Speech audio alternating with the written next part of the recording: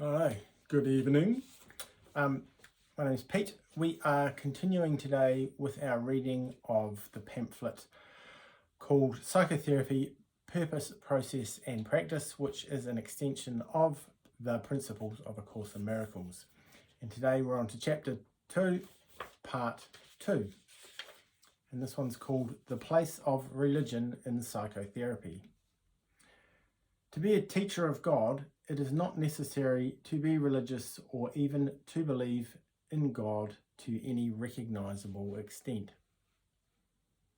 It's necessary, however, to teach forgiveness rather than condemnation.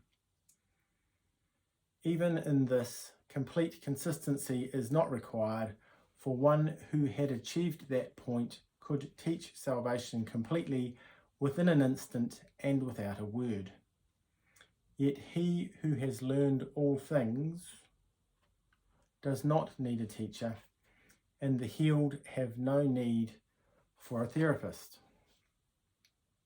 Relationships are still the temple of the Holy Spirit, and they will be made perfect in time and restored to eternity. Formal religion has no place in psychotherapy, but it also has no real place in religion. In this world, there is an astonishing tendency to join contradictory words into one term without perceiving the contradiction at all. The attempt to formalize religion is so obviously an ego attempt to reconcile the irreconcilable that it hardly requires elaboration here. Religion is experience. Psychotherapy is experience.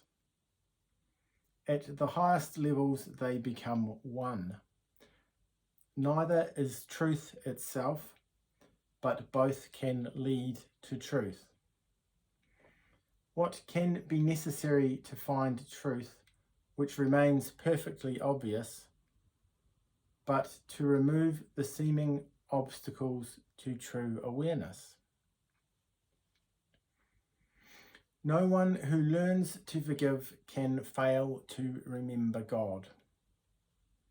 Forgiveness, then, is all that need be taught, because it is all that need be learned. All blocks to the remembrance of God are forms of unforgiveness and nothing else. This is never apparent to the patient, and only rarely so to the therapist. The world has marshalled all its forces against this one awareness, for in it lies the ending of the world and all it stands for. Yet it is not the awareness of God that constitutes a reasonable goal for psychotherapy.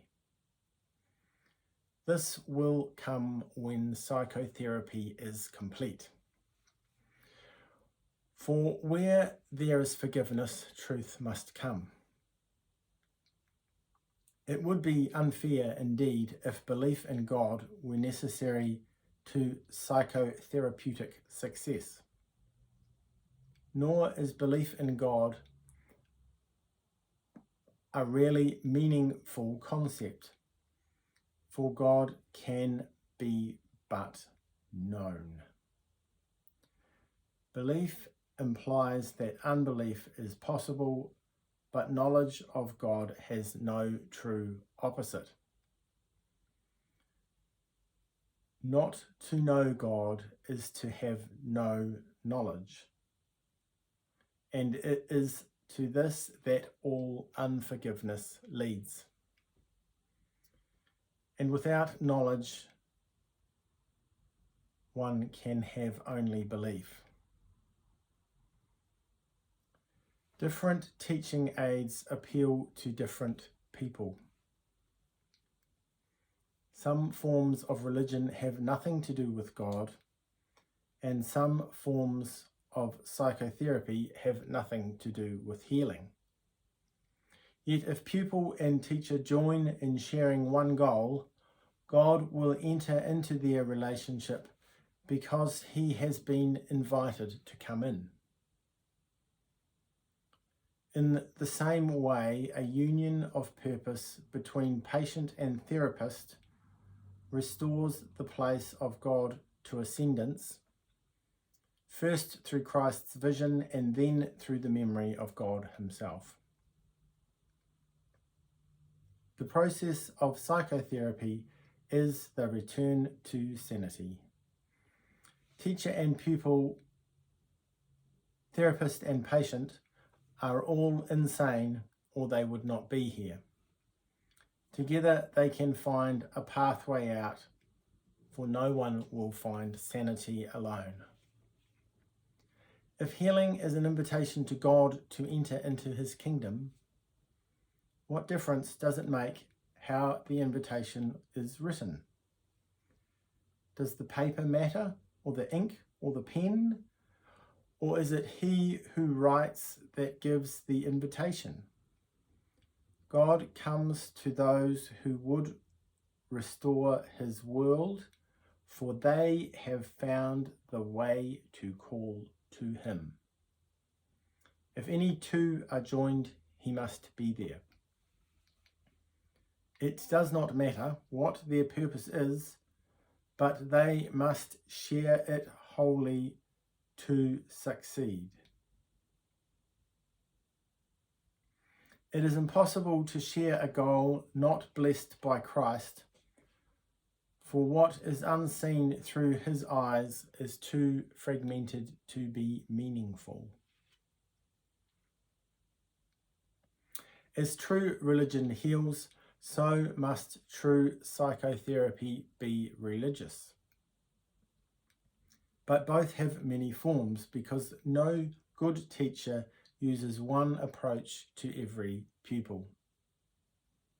On the contrary, he listens patiently to each one and lets him formulate his own curriculum, not the curriculum's goal, but how he can best reach the aim it sets for him.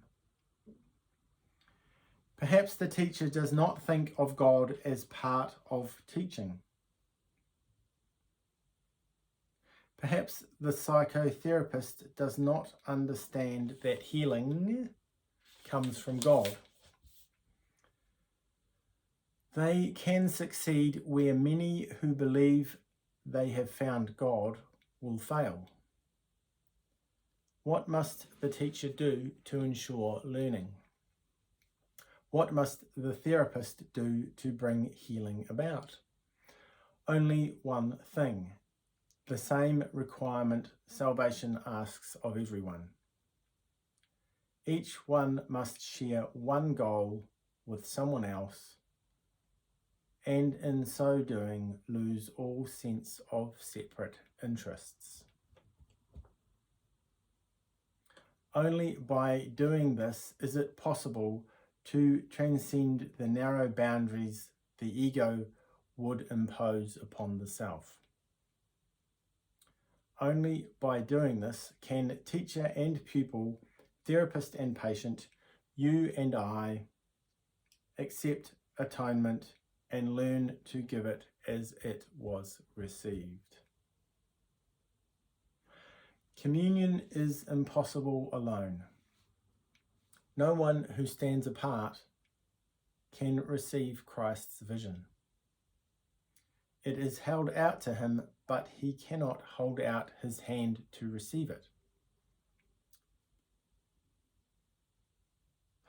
Let him be still and recognize his brother's need is his own.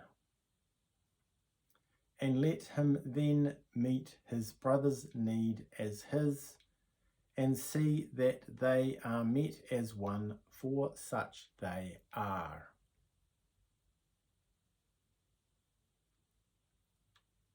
What is religion but an aid in helping him to see that this is so? And what is psychotherapy except a help in just this same direction?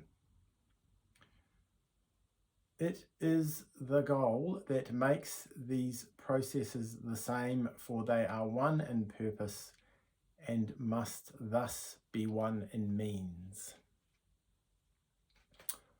All right, that's the end of that reading for tonight, and I will see you again tomorrow.